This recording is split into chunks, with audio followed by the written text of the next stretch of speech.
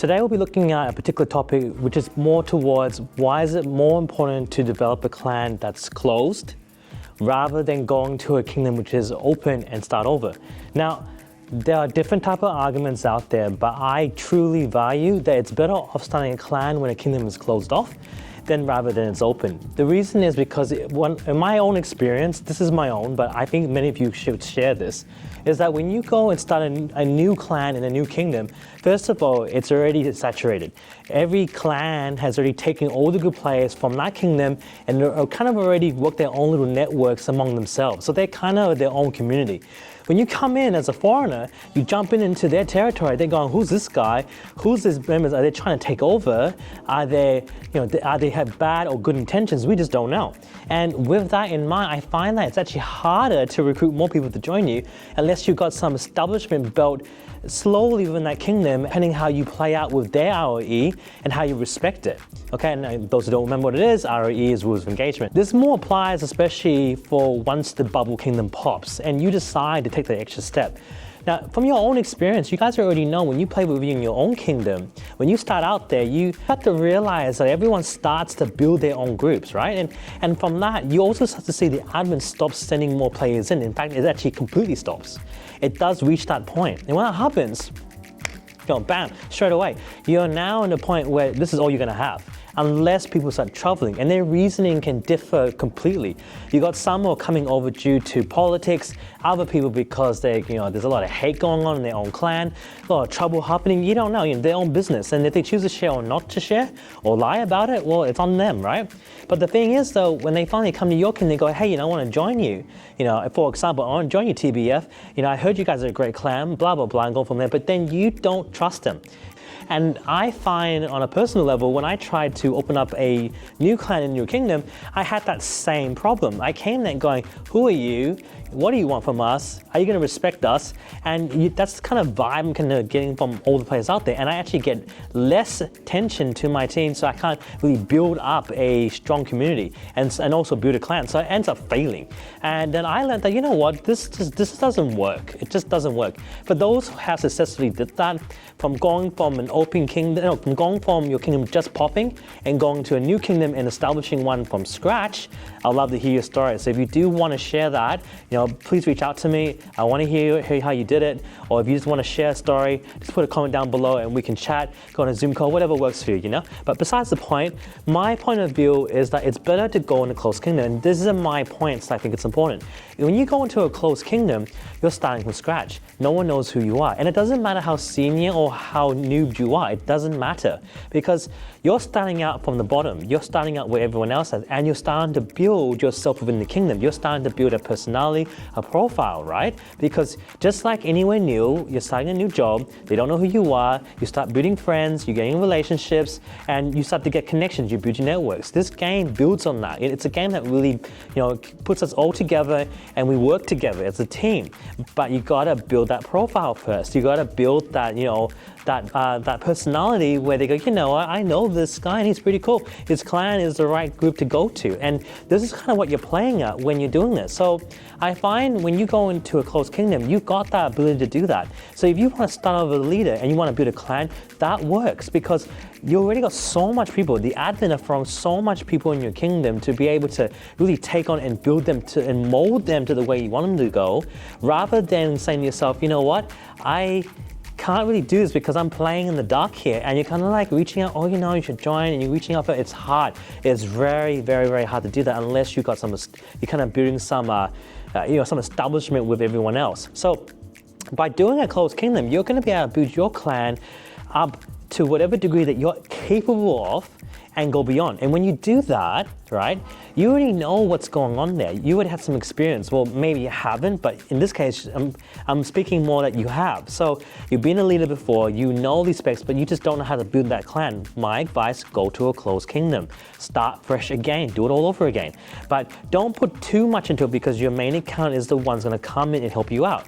Because as we know already, and for those who don't know, resources become almost abundant. You don't really need it later on. Later, all you really need is silver and food. Now, the two main vital resources after is silver and food. And you go to yourself, why did I spend so much on resources in the first place? And that becomes a very, very clear thing as you grow stronger. And that just shows you go, you know what? Why did I even put money on wood and iron and stone and all that? Like, that was a waste of time. You learn very quickly, very fast. You go, oh my God, why did I spend so much on that when I didn't have to? Okay, so I'll speak about that another time, but you guys already know, so that's what I'm talking about now. So in this case, again, start from scratch, go form a new kingdom, build your clan, let the bubble pop. When the kingdom bubble pops, okay, now it gets interesting. Now you're gonna get other people from the kingdoms around who are also new, right? So they're gonna come in, they wanna fight you, they wanna steal your resources, they wanna take your silver. You know, it's the general kingdom stuff that we deal with. We all deal with that, right? But at the same time, you can kind of recruit here too. You know, you kind of built yourself, you kind of made yourself a clan, you actually built yourself into somebody now, right? But then here comes the second part. You actually should build a second clan. So here's a question. Do you build a clan within the same kingdom that's already oversaturated and everyone's gonna put everyone out there? Or are you willing to take the next step?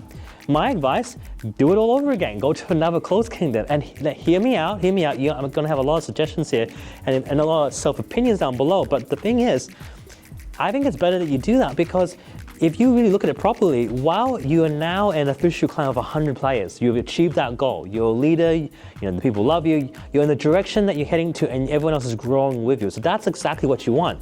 But to make it really work, you need that second clan, you need that academy clan, right? So I feel that if you can't get the people to join you within the same kingdom, forget it. Go to a new fresh kingdom again and start over. Because during that time period that you're building the secondary clan, the academy clan, right? Your main clan is building up and buffing up the way you want them to. So they essentially become your powerhouse. And then when that bubble pops, you bring everyone over or you bring the academy clan over to your kingdom, whichever works, whatever kind of fancies you, whatever's working for you at the time. Because let's face it, eventually down the track, and we all face this, big fish start coming. And they sometimes come in the masses, or they'll come, there's big players, and there's trouble that comes with them. And I don't know about you, but when I have that come with a couple of kingdoms that I've been in, they bring a lot of trouble. They take out all our epics, they take our resources, they take our dragon mounts. It's a nightmare. I'm pretty sure you guys experience it too. So if you have, put it down below. I'd love to hear it. And also share your experience because there's a lot of stories about that. So anyway, going back to the point, in saying this too, you're gonna find that, you know, this happens a lot. So, you know, what do? You start flying off elsewhere, but you're a big fish now in your own sense, because you're a big fish going to a newly open kingdom. Or are you going to go backwards? You're going to go into the older kingdoms and see how you play and you fare off. That's your choice to decide. I won't make that decision for you, but you know, hear me out again. It's always smart to do in a way that you build your secondary clan in a closed kingdom, because now they're buffing up with 100 members. You now have got 200 members full, tight knit, and so then you can actually get the full ultimate experience. There's a lot more clans out there that I've experienced, so you know, like myself, where they kind of failed their academy clan. And not because they don't know how to play, they did a great job with their main clan, but they failed with the idea of getting the correct supers, they failed with the right idea of recruiting, and they failed with how to build that academy clan from scratch. They may pick on like too many ults, they get the wrong type of people. There's a lot of things that you have to think about when doing this. So let's break that down even further than that. What makes a proper clan and how do you do it properly? So I discussed a few things as being a leader, but building a clan also comes down to the people. In the end, again, in this day and age, in this game that's been going from the very start, it's always been about the people. The admin designed this games, you know, on your psyche, but also the ability to see how you would attach this game emotionally. Yes, say this clearly, but also aggressively at times too, depending how it impacts us. It's important to remember that when you do this, it's about connection. You need to build connection with the right type of players, and it's no different with people, right? You're trying to build the right type of people in the right country. You need to get the right supers. You need to get the right mixture of people. You need to build the right type of people. Don't build a clan full of ults. It just doesn't really work out very well because, again, it's in the word. It's an ult. You're not going to treat the ult that well unless you really need that or you're going to use it for somewhat. You actually find that you want more mains sitting in clans, okay? It doesn't matter if you have a clan full of ults, that's fine. You can use it as a farming thing and do what you want with it, but mostly you want a clan full of main players because they're the ones that are willing to pay the gold pass. They're the ones willing to put in the effort. They're the ones putting in the time and the collection. And if those who are playing with ults and are taking it seriously just as much but pull their weight, then that's fine as well. But if you can't see that early, you fail to be a leader you should be. So I applaud you, if you want to play this game right, play in the closed kingdom, build your clan up and build your economy clan also in the closed kingdom and make them unite, because this way you get the best of both worlds. Now, if you guys were successful enough to build a clan and also build a clan that's already been open, I want to hear your story because I'm pretty sure you have lots to say. Anyway, that's all I wanted to say for today. As always, share a comment down below. I'm only small here, we're all growing, we love this game together. It's TBF forever, Total Battle forever. And leave a like, a dislike. If you have a channel, yes, collab, I always love that. I'll see you guys next time. Thanks a lot. Bye. Hey Warriors, before you march off, here's how to stay connected and power up your game. The TBF Alex Patreon is officially live. Look at the link below. Join the TBF family for exclusive perks, early content, behind the scene updates, and a private chat where we hang out and plan the next big moves together. And if you want to track your progress like a pro, check out the #1 chess tracker for Total Battle, the TB Clan Portal affiliate link below. It's your ultimate tool for mastering events, rewards, and strategies. For all business inquiries or collaborations, reach out to me on totalbattleforevergaming@gmail.com. And if you're serious about growing a gaming channel or want to team up, let's build something epic together. Subscribe, join the army, and keep the battle alive. This is TBF Alex signing off. Let's go.